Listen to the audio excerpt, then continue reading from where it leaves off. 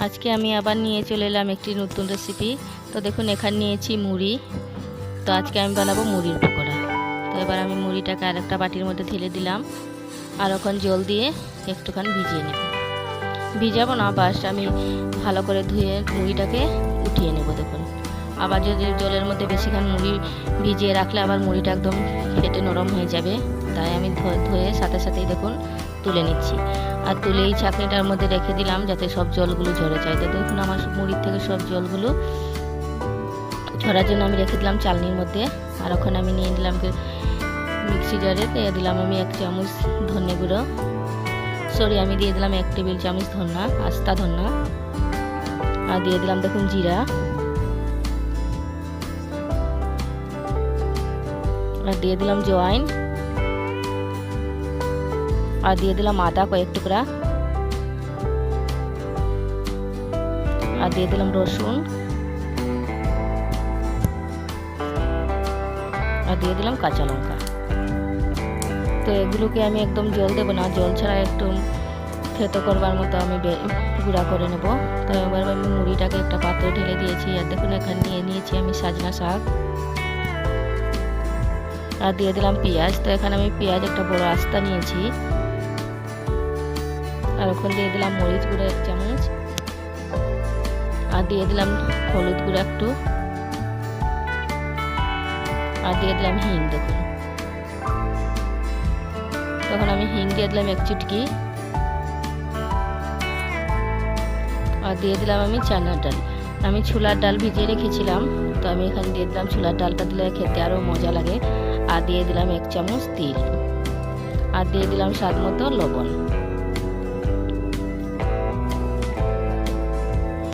তো দিয়ে আমি সবগুলোকে, তো দেখুন আমি মশলাগুলোকে এরকমভাবে গুঁড়া করেছি, একদম জল ছাড়া, আর একদম ভালো করে গুঁড়াও করিনি।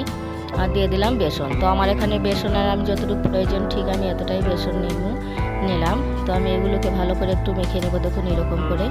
তো আমি এখানে সামান্য একটু জল দিয়ে দেব, যাতে মুড়িটার গায়ে ভালো করে বেসন লেগে যায়। তো দেখুন আমি এরকম করে মেখে নিলাম। আর আমার রেসিপি যদি ভালো লাগে, আরও নতুন রেসিপি পাওয়ার জন্য আমার চ্যানেলটি সাবস্ক্রাইব করে দিন, আর একটি লাইক দিয়ে দিন, আর কমেন্ট করে জানাবেন আমার রেসিপি কেমন হয়েছে। তো দেখুন আমি এবার এটাকে ছোটো ছোটো বড়ার মতো বানিয়ে নেব এরকম করে।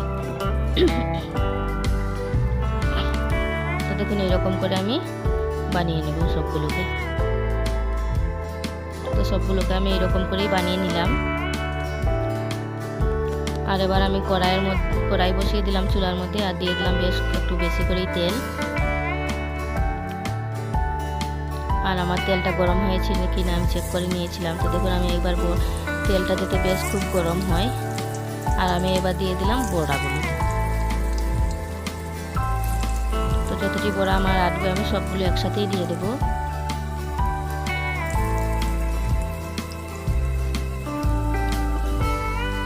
তো দেখুন আমার বড়াগুলো মোটামুটি রং চলে এসেছে। তো আমি এবার উলট পালট করে দেবো, একটু শক্ত হয়ে গেছে। আর সব বড়াগুলোকে আমি উলট পালট করে লাল করে ভেজে নেব। আর খাবার সময় খুব দারুণ লাগে খেতে, একবার হলো এরকমভাবে বানিয়ে খেয়ে দেখবেন চায়ের সাথে সন্ধ্যাবেলায়। তো আমি সবগুলোকে উলট পালট করে দিলাম দেখুন। তো আমার পকোড়াগুলো হয়ে গেছে। তো এবার আমি এগুলোকে তুলে নেব। আর একবার হলো এরকমভাবে ট্রাই করে দেখবেন, বেশ দারুণ লাগে খেতে। তো দেখুন আমি সবগুলোকে নামিয়ে নিলাম।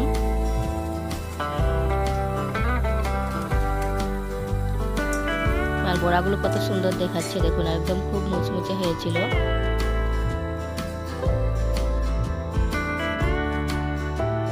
দেখুন কত মুচমুচে হয়েছে ভিতরে, কত সুন্দর দেখুন। আর আমার রেসিপি দেখার জন্য আমি সবাইকে অনেক অনেক ধন্যবাদ জানাই।